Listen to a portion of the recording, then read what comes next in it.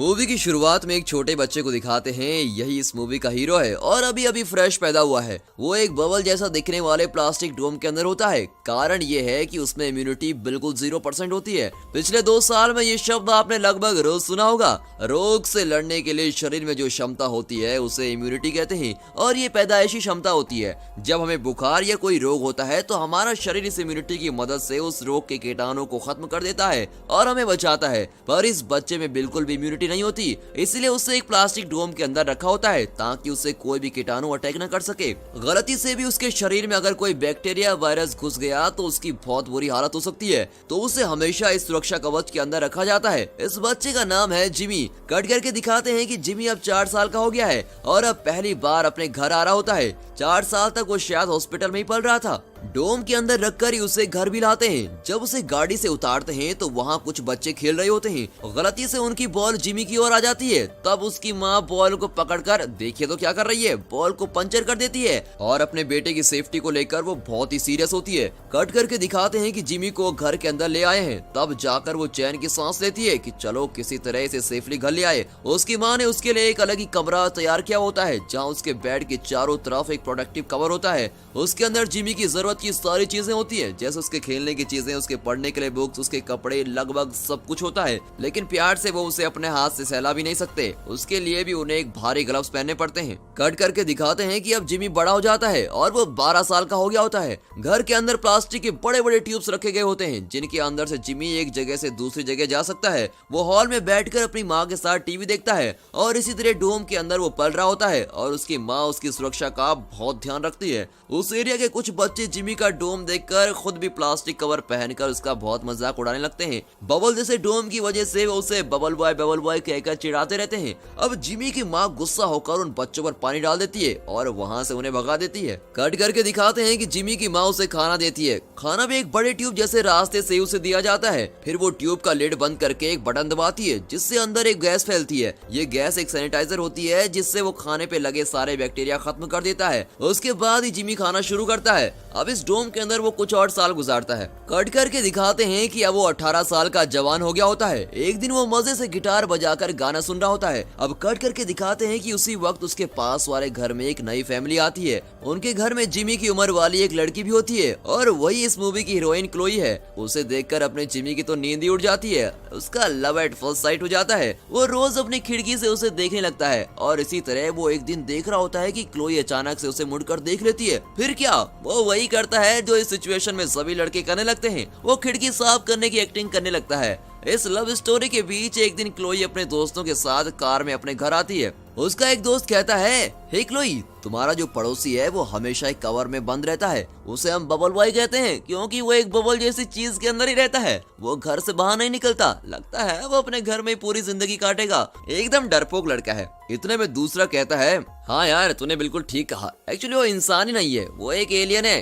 इसलिए उसकी माँ उसे किसी और से मिलने जुलने ही नहीं देती। अपने दोस्तों की बातें सुनकर क्लोई जरा चिढ़ जाती है और कहती है, अरे चुप रहो यार, किसी की बीमारी का इस तरह मजाक नहीं उड़ाना चाहिए। क्या तुम नहीं जानते कि जन्म से उसके शरीर में इम्यूनिटी बिल्कुल नहीं है। एक भी कीटाणु अगर अंदर चला गया तो बेचारे की जान को खतरा हो सकता है। इसीलिए उसके पेरेंट्स उसे बहुत सेफली रखते हैं और तुम इडियट्स की तरह उसका मजाक उड़ा रहे हो। थोड़ा दिमाग से काम लिया करो। इस तरह वो उन्हें डांट कर घर के अंदर चली जाती है। अब कट करके दिखाते हैं कि क्लोई जिमी के बारे में सोच रही होती है। वो ये जानना चाहती है कि सारा दिन जिमी अपने डोम के अंदर बैठा रहता है और करता क्या होगा। जानने के लिए वो एक दिन जिमी के घर चली जाती है और दरवाजा खटखटाती है। कट करके दिखाते हैं कि जिमी के डैड दरवाजा खोलते हैं। वो कोई इंटरेस्टिंग सी किताब पढ़ रहे होते हैं और उनका ध्यान क्लोई की तरफ बिल्कुल नहीं जाता। दरवाजा खोलकर वो चले जाते हैं। अब क्लोई सीधे जिमी के कमरे में जाती है। वहाँ का माहौल देखकर वो तो हैरान रह जाती है कि ये सब कुछ है क्या। क्लोई को वहाँ देखकर जिमी भी चौंक जाता है क्योंकि वो पहली बार अपनी उम्र की किसी लड़की को देख रहा होता है। वो तो एकदम फ्रीज हो जाता है। लेकिन क्लोई जिमी को अजूबे की तरह नहीं देखती। वो जिमी को नॉर्मल लड़का मानती है और उसी तरह उसके साथ बिहेव करती है। दोनों बहुत मजे से बातें करते हैं और हंसी मजाक चल रही होती है।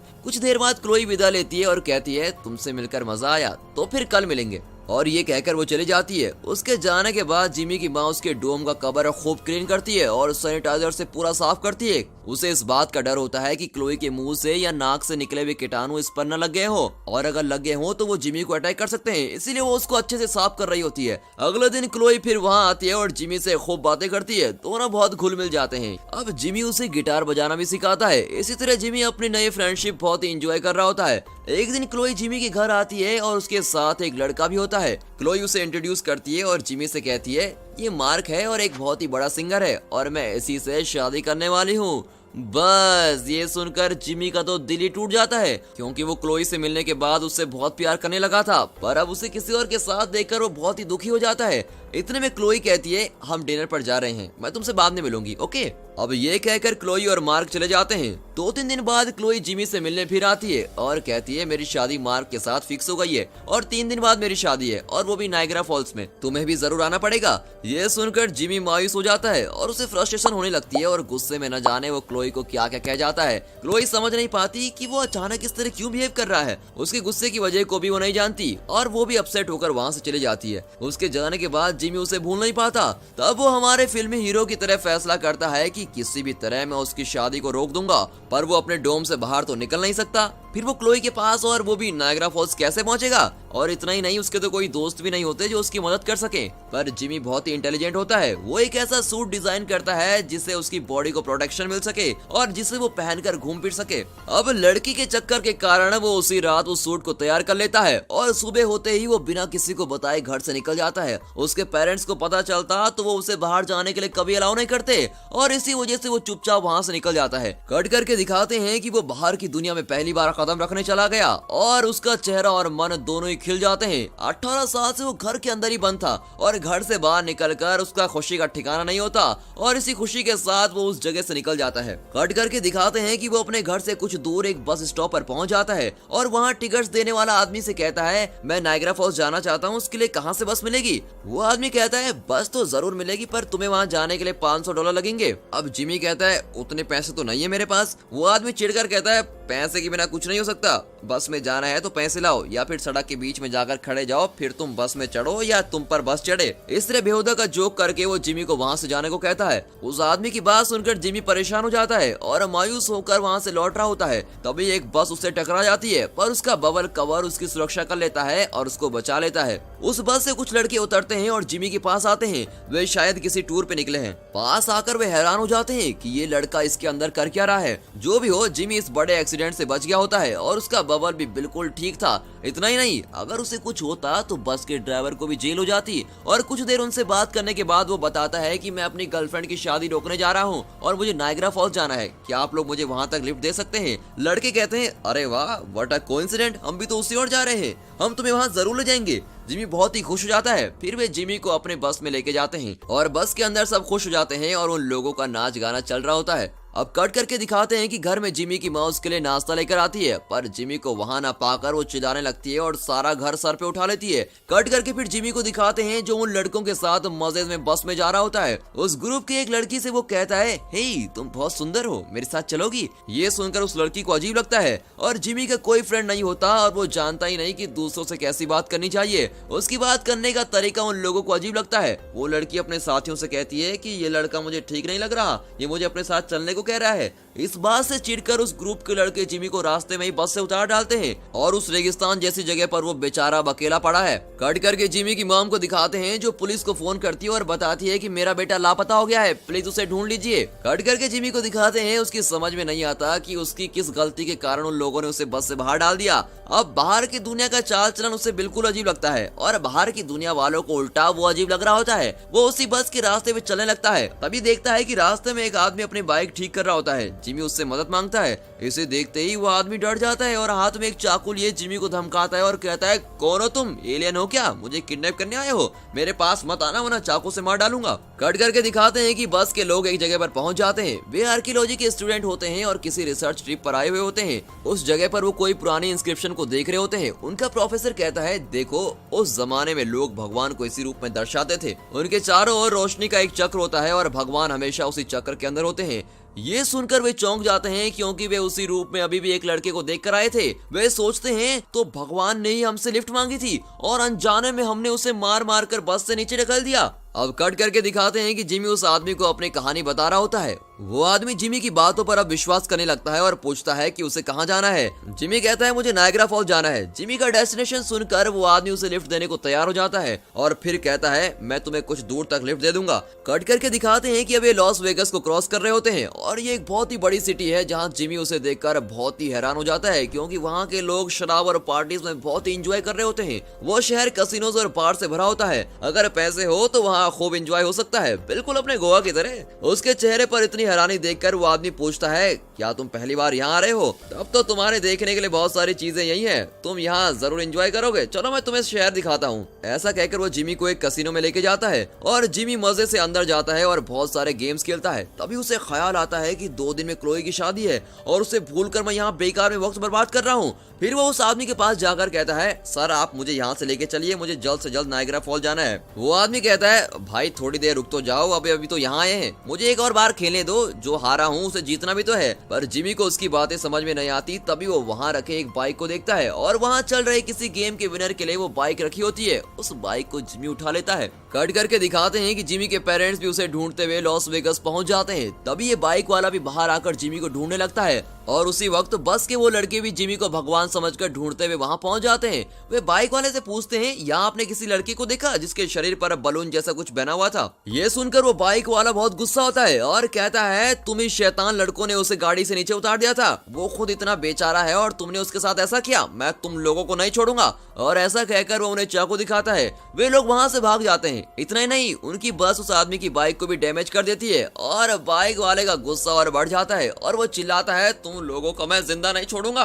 कट करके दिखाते हैं कि जिमी मजे से बाइक में जा रहा होता है और उसके आगे एक कार जा रही होती है जिसमें उसके पेरेंट्स जा रहे होते हैं। उन्हें देखकर जिमी चौंक जाता है और उसे देखकर वो भी चौंक जाते हैं। इस वजह से दोनों ही अपना बैलेंस खो देते हैं और उनकी कार जिमी की बाइक से टकरा जाती है। जिमी इस बार भी अपने बबल की वजह से बच जाता है। वो बबल कवर करने के कवच की तरह हमेशा उसकी रक्षा करता है, पर टकराने की वजह से उसका बबल बाउंस होने लगता है और वो एक बॉल की तरह बाउंस होता हुआ सीधे एक ट्रेन के कंपार्टमेंट में जा रुकता है और इसी बीच वो बेहोश भी हो जाता है। कट करके दिखाते हैं कि जिमी के पेरेंट्स ये देखकर बहुत बड़े शॉक में होते हैं। फिर कट करके दिखाते हैं कि सुबह हो गई होती है और जिमी आंखें खोलता है। उसके सामने कई सारे जानवर और कुछ पुतले होते हैं। वहाँ कुछ लोग भी होते हैं जो देखने में अजीब लगते हैं।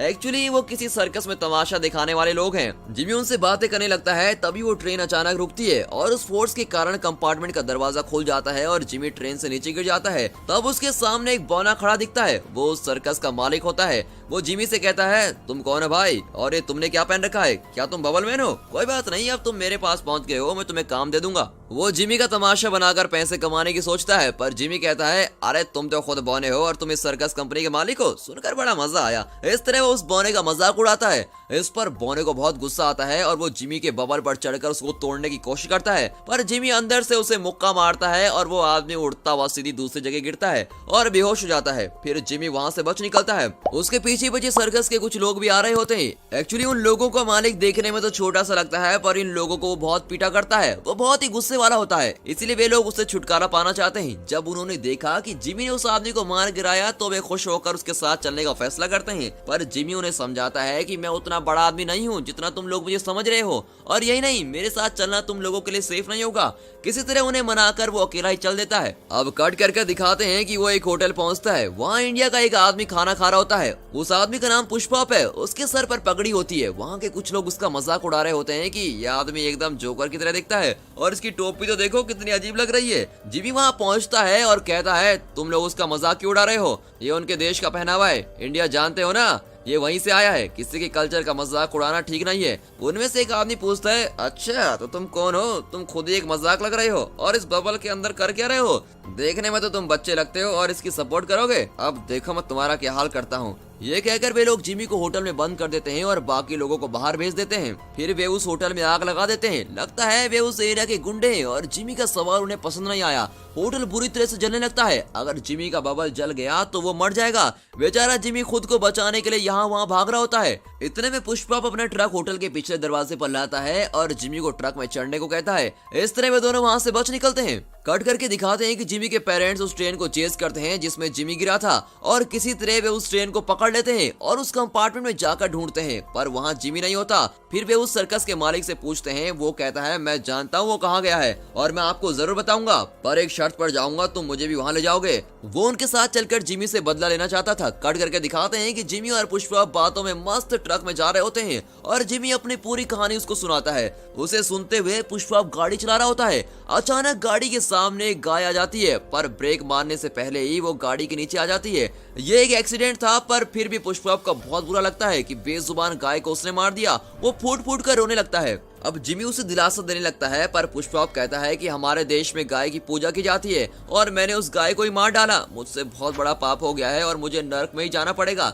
ऐसा कहकर वो सड़क पर ही उस गाय की पूजा करने लगता है। जिमी ये सब देखकर समझ जाता है कि पुष्पा अब उसके साथ नहीं चलने वाला और वो अकेले ही वहाँ से आगे पैदल चलने लगता है। तभी वो बाइक वाला आदमी उन लड़कों की बस का पीछा करता हुआ आ रहा होता है और उसके साथ उसके कुछ साथी भी होते हैं। वो पुष्पा को सड़क पर गाय की पूजा करते हुए देखता है और कहता है ये क्या पागलपन है, पूजा करने के लिए तुम्हें 20 सड़क मिली थी क्या, और वो भी मरी हुई गाय की पूजा कर रहे हो। तभी वहाँ वो बस आती है जिसका पीछा करते हुए बाइक वाले वहाँ पहुंचे थे। बस के लड़के जान जाते हैं कि ये आदमी उन्हें चेस कर रहा है। वे चुपचाप वहाँ से बच निकलने की कोशिश करते हैं। वहाँ उन लोगों की बाइक्स लाइन में खड़ी होती हैं। उनकी बस उन बाइक्स को फिर गिरा देती है। इसे देखकर उन लोगों को बहुत गुस्सा आता है और वे पुष्पा के ट्रक को लेकर उस बस का पीछा करने लगते हैं। कट कर दिखाते हैं कि जिमी एक टैक्सी में जा रहा होता है। उस टैक्सी को एक बुजुर्ग आदमी चला रहा होता है और उसी के भरोसे जिमी नायग्रा फॉल्स जा रहा होता है। कट कर दिखाते हैं कि बाइक वाले पुष्पा की ट्रक में बस का पीछा कर रहे होते हैं। फिर दिखाते हैं कि जिमी के पेरेंट्स उस बौने को साथ लेकर जिमी को ढूंढ रहे होते हैं। अब जिमी एक होटल से खाना खरीदकर वापस आ रहा होता है। इतने में बस वाले लड़के आ जाते हैं और जिमी को देखकर वो उसके पैर पर गिरकर कहते हैं, हे भगवान, हम आपकी तलाश में थे, हम यहाँ आ गए हैं, हे भगवान हमारी बस में चढ़ जाए। वे जिमी को उठाकर अपनी बस में लेके जाते हैं और उससे पूछते हैं, ये कैसा गोला है जो आपने अपने शरीर में पहन रखा है, ये भारी होगा ना, इसे तोड़कर हम आपका वजन कम करते हैं, ये सेवा करने का मौका हमें जरूर दीजिए। और ये कहकर वो बबल को तोड़ने लगते हैं। तभी वहाँ सर्कस के लोग भी आ जाते हैं। जिमी ने उन्हें उनके मालिक से बचाया था, इसीलिए वे अब जिमी को उन लोगों से बचाने में लग जाते हैं। इसी वजह से दोनों ग्रुप में लड़ाई हो जाती है। सिचुएशन अब बहुत ही खराब हो गई होती है। कट करके क्लोई को दिखाते हैं जो टीवी न्यूज देख रही होती है। वो चैनल चेंज करती है, पर चैनल में बबल से रिलेटेड ऐड चल रहे होते हैं। जब भी कोई बबल का जिक्र होता है तो क्लोई को जिमी की याद आने लगती है। वो सोचती है, मुझे इस तरह नाराज होकर नहीं आना चाहिए था, वो हमेशा मेरे सपनों में क्यों आता है, लगता है मैं उससे बहुत मिस करने लगी हूँ। कट करके दिखाते हैं कि लड़कों और सर्कस वालों के झगड़े के बीच बाइक वाले भी वहाँ पहुँच जाते हैं और अब वे सब एक दूसरे से लड़ने लगते हैं।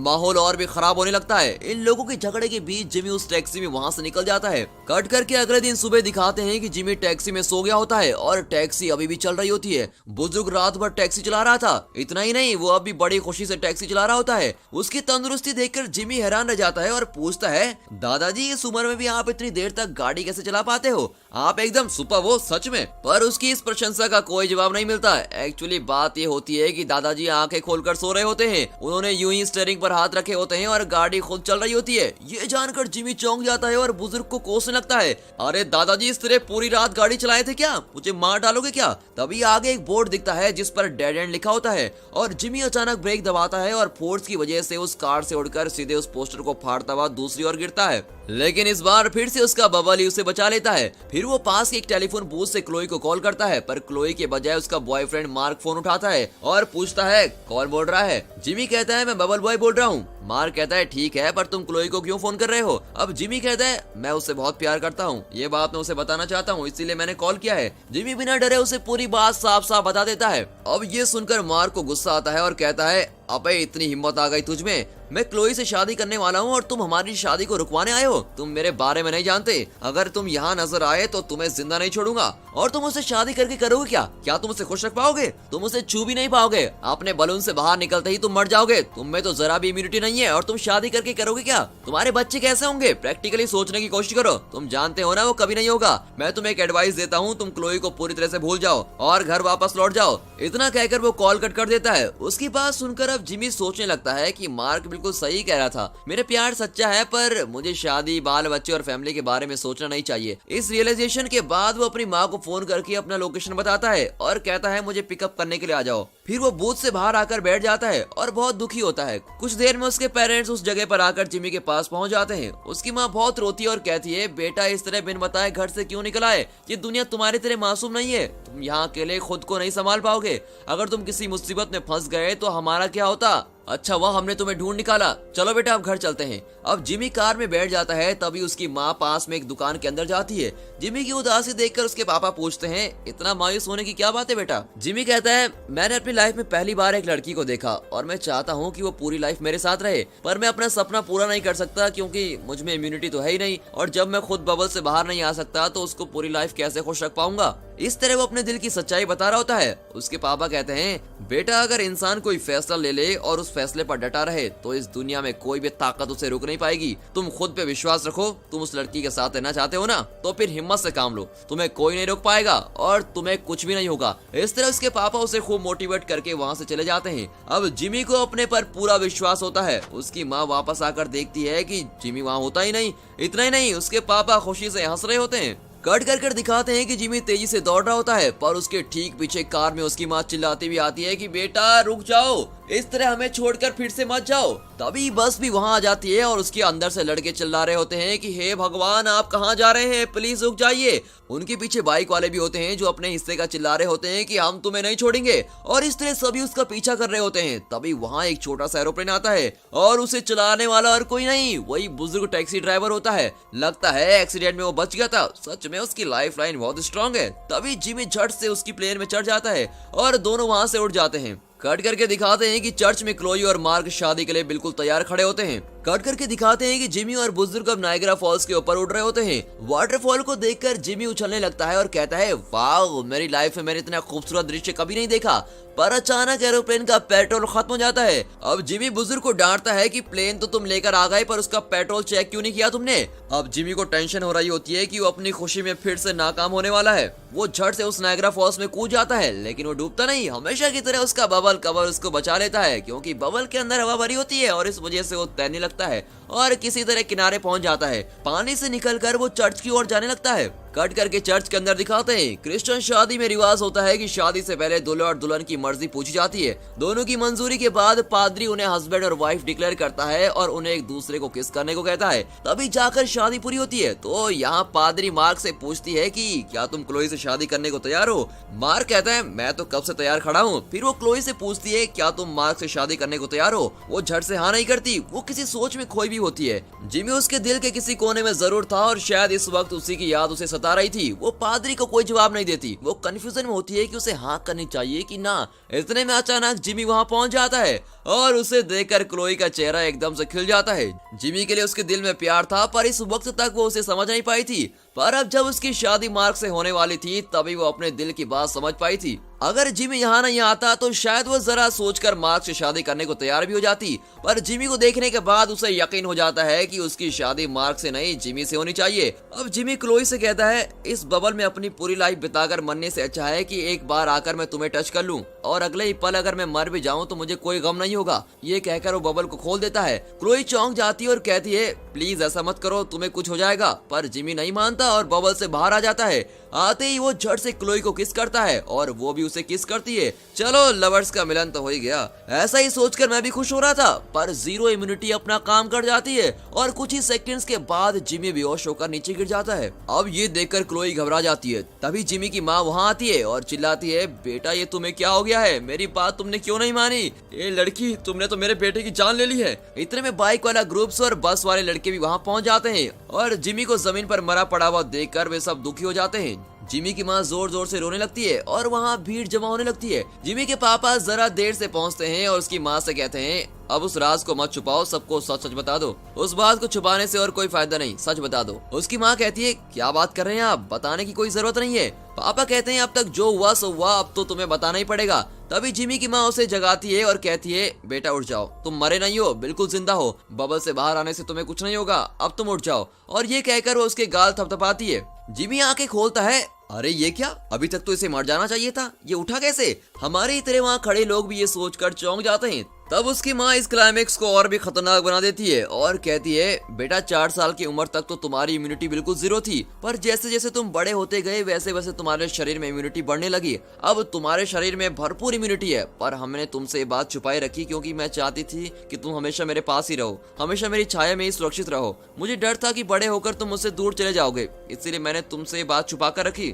तुम्हें इस तरह बबल के अंदर रखने के लिए मुझे माफ कर दो बेटा, हद से ज्यादा प्यार ही इसका कारण है। ये सब सुनकर जिमी को बहुत गुस्सा आता है, पर वो ये भी अच्छी तरह समझता है कि उसकी माँ उससे बहुत प्यार करती है और इसीलिए उसने ऐसा किया था। वो अपनी माँ को गले लगाता है और कहता है कोई बात नहीं माँ, तुम प्लीज रोना मत। और वहाँ खड़े सभी लोग ये जानकर बहुत ही खुश होते हैं कि जिमी बिल्कुल ठीक है। फिर क्या, उस चर्च में क्लोई और जिमी खुशी खुशी शादी कर लेते हैं। दूसरी तरफ इस शादी की वजह से बाइक वाले और बस वाले लड़के अपनी लड़ाई भूलकर फ्रेंड्स बन जाते हैं। वे सब ड्रिंक्स करते हुए पार्टी एंजॉय कर रहे होते हैं और इस हैप्पी एंडिंग के साथ यह मूवी यहाँ पर खत्म होती है। ये अलग ही किस्म की मूवी है और आपको जरूर पसंद आई होगी। और दोस्तों इस वीडियो को एक लाइक और चैनल को सब्सक्राइब जरूर कीजिए और हाँ, साथ ही अपने फ्रेंड सर्कल में इस वीडियो को शेयर जरूर कीजिए। एंड